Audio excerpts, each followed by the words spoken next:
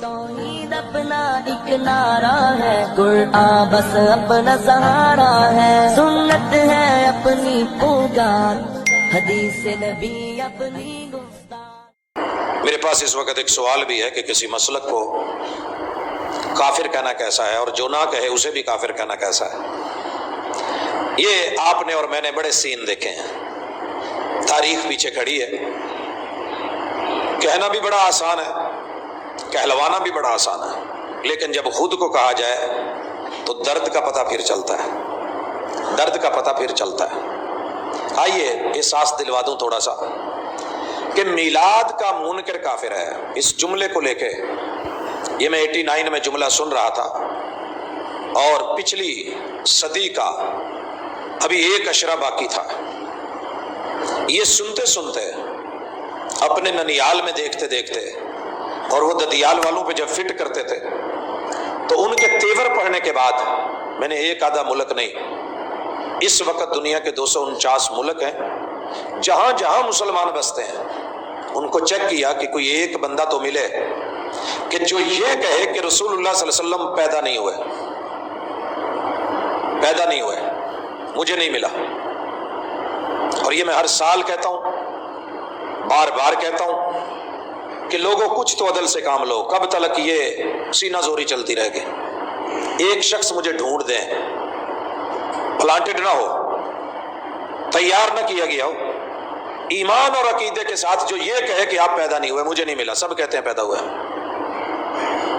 جب آپ پیدا ہوئے ہیں، آپ کی ولادت مان لی گئی، آپ پیدا ہوئے ہیں، آپ کا جنم تسلیم کیا گیا، آپ پیدا ہوئے ہیں، آپ کی پیدائش کو عقیدہ بنایا گیا، اور جس دن کوئی پیدا ہوتا ہے اس کو یوم میلاد کہتے ہیں۔ میلاد، ولادت کا دن، یوم میلاد، ولادت کا دن۔ ولادت کا دن کیا ہے؟ یوم المیلاد کیا ہے؟ یہ مولد کیا ہے؟ پوری دنیا اس کو مان رہی ہے کہ رسول اللہ صلی اللہ علیہ وسلم پیدا ہوئے ہیں۔ جب ایک بھی شخص ایسا نہیں جو یہ کہتا ہو کہ آپ پیدا نہیں ہوئے، تو یہ فتویٰ جناب کس پہ لگایا جا رہا ہے کہ میلاد کا منکر کافر ہے؟ یہ تو ایسے ہی ہے جیسے کہا جائے کہ اس مجلس میں جس نے جبہ پہنا ہوا ہے وہ عربی ہے، اور جبہ کسی نے پہنا بھی نہیں ہوا، اور آپ اسے پنجابی سے یا اس مقامی نکال دیں، فارغ کر دیں۔ ایک بندہ مسلمان ہے، رسول اللہ علیہ وسلم کو مان رہا ہے، آپ کی ولادت کو جان رہا ہے، تسلیم کر رہا ہے۔ یہ آپ کہنا کیا چاہتے ہیں کہ میلاد کا منکر کافر ہے؟ کوئی دکھائیں تو صحیح، پیدا ہونے کو نہ ماننے والا کوئی بندہ تو ملوائے نا۔ اگر نہیں ملتا تو پھر اس فتوے پہ نظر ثانی فرمائیں۔ ہاں یہ یاد کروا دوں، کچھ لوگ ہیں جو دوہرا معیار رکھتے ہیں، دوہرا معیار۔ کلاس میں کبھی پوچھتا ہوں کہ بدر میں کتنے لوگ تھے؟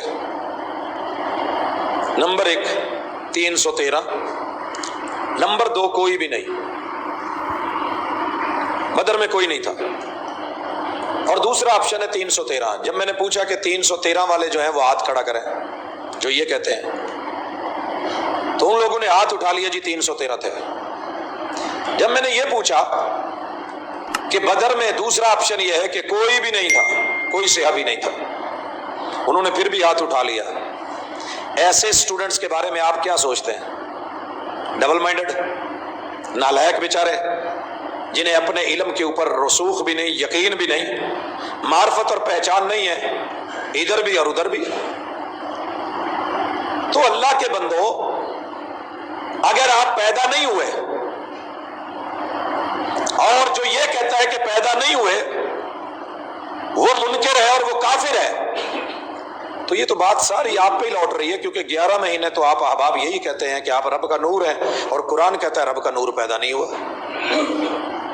تو پھر پیدائش کا منکر 11 مہینے اس پہ اگر کفر کا فتویٰ نہیں لگتا، اور 12ویں مہینے ربیع الاول میں 12 دن مان کے وہ مسلمان ہو جاتا ہے، تو جو پورا سال 360 365 366 دن ہی محبوب کی پیدائش کو مانتے ہیں، یقین رکھتے ہیں کہ آپ پیدا ہوئے ہیں، آپ ان کے بارے میں یہ رائے کیوں بنا کے بیٹھے ہیں کچھ تو سوچئے۔ اگلا معاملہ جناب، پیدائش سے مراد یہ نہیں کہ صرف مانا جائے کہ آپ پیدا ہوئے ہیں، بلکہ ماننے سے مراد ہے کہ آپ میلاد کو منائیں، میلاد کو منائیں۔ ٹھیک ہے آپ پیدا ہوئے آپ کہتے ہیں، لیکن آپ خوشی سے نہیں کہتے۔ پیدا ہوئے ایسے ہی کہتے ہیں۔ میں نے کہا کہ ٹھیک ہے، آپ کی آبزرویشن ہے، آپ کی ایک رائے ہے، ہم سن لیتے ہیں، ہم چیک کرتے ہیں کہ آپ کی پیدائش کے بارے میں جو کہتے ہیں، اور بالخصوص جو آپ کا نشانہ دیوبندی اور اہل الحدیث ہیں، ان کے بارے میں آپ کا یہ موقف ہے کہ یہ آپ کی پیدائش کو بس لفظوں میں مانتے ہیں، خوشی سے نہیں مانتے۔ بھائیو اس کے لیے بھی میں نے سروے کیا، اور یہ میرا سروے ایک آدھے دن کا نہیں ہے، زندگی کے 32 سالوں کا نچوڑ اور نتیجہ ہے۔ مجھے ایک بھی وہابی اور دیوبندی ایسا نہیں ملا جس سے میرے محبوب کی ولادت کی خوشی نہ ہو۔ خوش ہیں، اور شاید اتنے خوش ہیں آپ سوچ بھی نہیں سکتے۔ اور بالخصوص اگر آپ اہل الحدیث کو کہتے ہیں تو اچھی طرح سن لیں کہ جتنا خوش میں نے محبوب کی آمد پہ، ولادت پہ اور اس کے مقصد اور مشن پہ اس جماعت کو دیکھا ہے، میں نے نہیں کسی کو دیکھا۔ وائے یہ فرق بھی ذہن میں رکھ لیں۔ میں 89 تب سے لے کے 2006 7 سال ان کے ایک ادارے میں رکا ہوں۔ کوئی دن کوئی رات ایسی نہیں کہ جب رسول اللہ صلی اللہ علیہ وسلم کی حدیث کا مطالعہ نہیں ہو رہا، پڑھی نہیں جا رہی، پڑھائی نہیں جا رہی، اور بالتفصیل سند بھی، رجال بھی، اسماء الرجال تلک جتنی مباحث ہیں وہ ساری کی ساری، متن اور متن سے متعلقہ سارے امور، ترجمہ، فہم الحدیث، فقہ الحدیث، اس کو تفصیل سے پڑھاتے ہوئے، اور بس اوقات ایک کتاب کو 2 شیخ پڑھا رہے ہوتے ہیں، اور ہر حدیث سے گزرا جاتا ہے، دیکھا پرکھا جاتا ہے، اور حتی الامکان عمل کی بھی کوشش ہوتی ہے کہ جو آج پڑھا ہے بیٹا آپ نے یہ عمل کر کے آنا ہے۔